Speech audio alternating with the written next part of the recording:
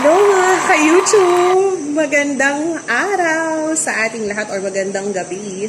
Okay, this YouTube vlog for today is actually for those who have experienced being so nervous in front, speaking the language which is English. Yung pakiramdam na mamamatay ka na sa sobrang nervous kasi, hindi ko talaga kaya. Ganong effect ka, nerves. Okay. So, just a brief background. Before, when I was a student, I was a very shy type one.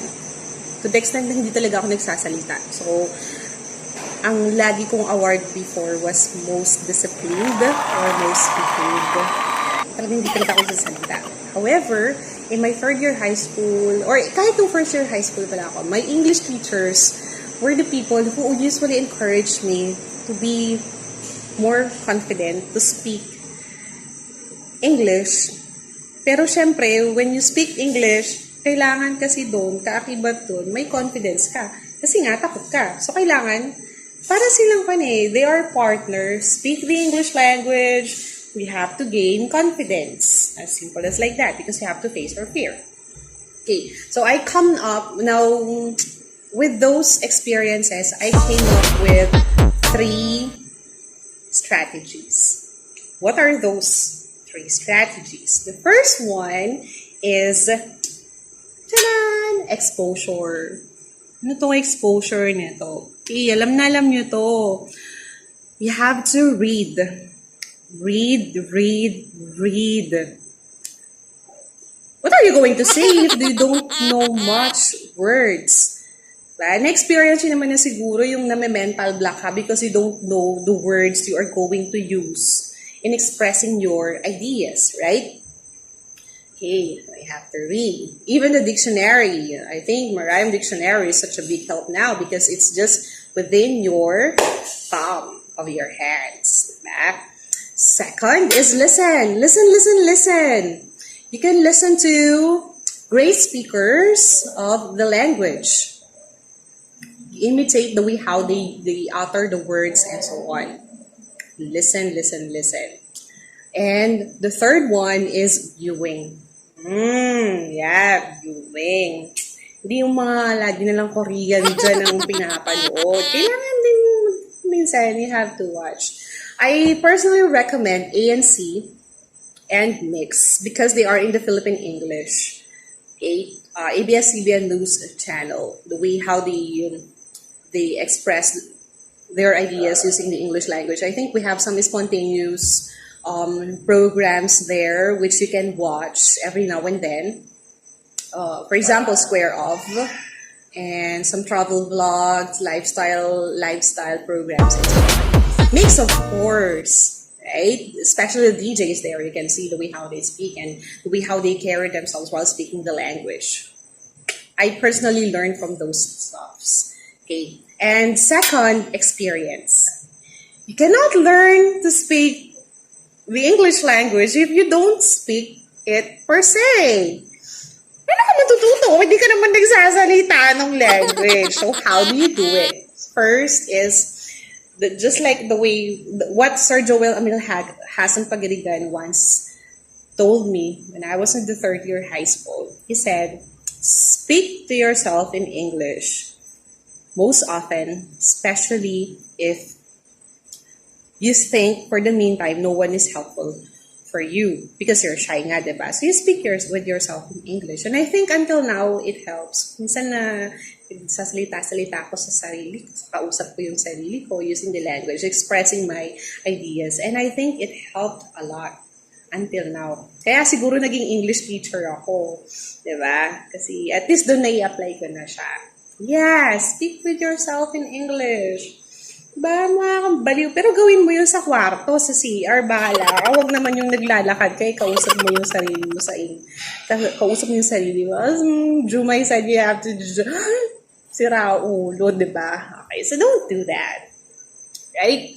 So, yeah. Engage yourself in speaking the language. And of course, Face your fear. I know many of us are really scared to speak in front or maybe express ourselves in English. I personally know that because I have anxiety attack whenever I speak. I usually shiver, even my knees. I'm usually asked to be an MC, and until now, whenever I'm asked to be the one, I really shiver. For a few seconds, the microphone was really like that. And I could hardly breathe. Yung pakiramdam mo, patay ka talaga, hindi ko talaga kaya. Pero kinakaya ko naman. Kinakaya ko because I have to face my fear. So you have to engage yourself with that. Natatakot ka, basta kayanin mo. Basta go ka lang. Okay?